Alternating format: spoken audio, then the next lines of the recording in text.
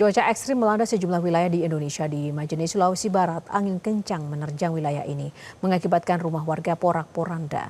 Beberapa rumah warga di pesisir Rangas Barat, Kelurahan Rangas, Kecamatan Banggai, Kabupaten Majene, Sulawesi Barat mengalami rusak berat usai diterjang angin kencang. Angin kencang yang datang secara tiba-tiba mengakibatkan atap beserta rangka balok rumah terbongkar dan beterbangan. Atas peristiwa itu, tidak ada korban jiwa maupun korban luka yang ditemukan. Warga terdampak berharap adanya bantuan pemerintah untuk perbaikan rumah pasca peristiwa angin kencang.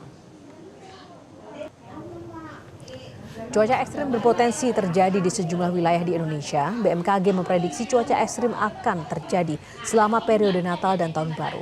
Kondisi ini turut mempengaruhi situasi di titik-titik pusat mobilitas penumpang yang melakukan arus mudik saat libur Natal dan Tahun Baru. Untuk mengetahui lebih detail terkait kondisi cuaca, sudah bergabung bersama kami Deputi Meteorologi BMKG Guswanto. Pak Guswanto, selamat sore. Selamat sore, Yohana. Bapak, kondisi cuaca di sejumlah daerah saat perayaan Natal dan Tahun Baru ini nanti seperti apa proyeksinya? Sekaligus juga kondisi pelabuhan, bandara maupun juga stasiun, khususnya titik-titik arus mudik di tengah kondisi cuaca ekstrim tersebut, Pak. Iya, baik, Yohana. Jadi kita melihat bahwa BMKG memprediksi cuaca ekstrim ini kan kemarin kita membagi menjadi dua puncak musim hujan, yaitu di November, Desember itu ada di Sumatera bagian utara dan nanti Sumatera bagian selatan, Jawa, Bali, dan Nusa Tenggara adalah di bulan Januari, Februari untuk puncak hujannya.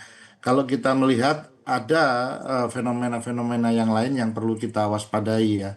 Misalkan kayak kita melihat monsun Asia itu menguat atau tidak. Semoga monsun Asianya tidak menguat pada saat nanti Natal Tahun Baru sehingga bisa kondusif.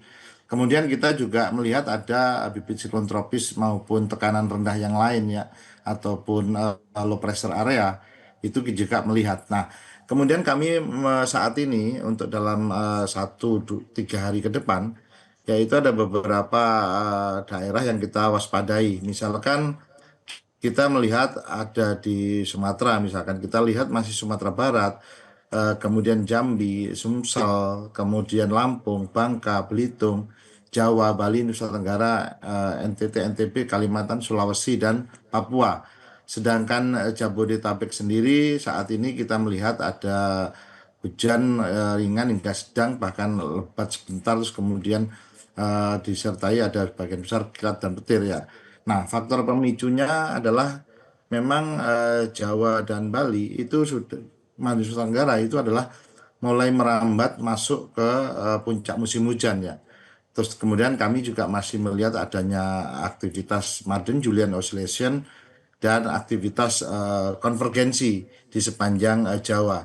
Nah, ini seperti yang Yohana sampaikan tadi, bahwa kondisi pelabuhan, bandara maupun stasiun sudah mengalami peningkatan ya. Kita juga melihat sampai nanti tanggal 24 Desember itu transportasi kita dan BMKG memberikan support kepada untuk pergerakan transportasi ya Yohana. Jadi transportasi laut, transportasi darat dan transportasi udara ya.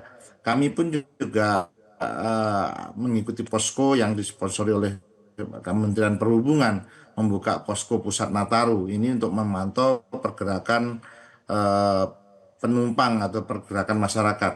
Bandara dan pelabuhan pun kami juga ada di beberapa daerah di sana.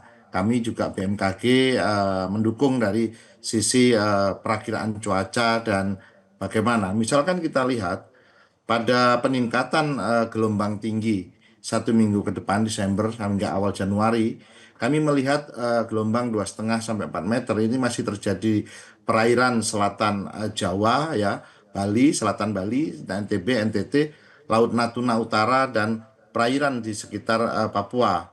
Hal ini dipicu karena masih adanya konvergensi dan bibit siklon tropis 93S walaupun sudah menjauh tapi masih memiliki dampaknya. Kemudian kami juga melihat sirkulasi siklonik terpantau di Kalimantan ya. Ini juga memberikan dampak pertumbuhan awan hujan di daerah itu, dan daerah konvergensi lainnya kami juga melihat di sekitar Bengkulu, selatan Selat Sunda ya. Seperti itu yang kami lihat saat ini. Baik, baik Pak Guswanto, terima kasih untuk ulasannya. Kita nanti akan update kembali bagaimana perkembangan cuaca jelang Nataru. Terima kasih Pak Guswanto untuk informasi dan ulasannya bersama Metro hari ini. Salam sehat selalu. Jelajahi cara baru mendapatkan informasi. Download Metro TV Extend sekarang.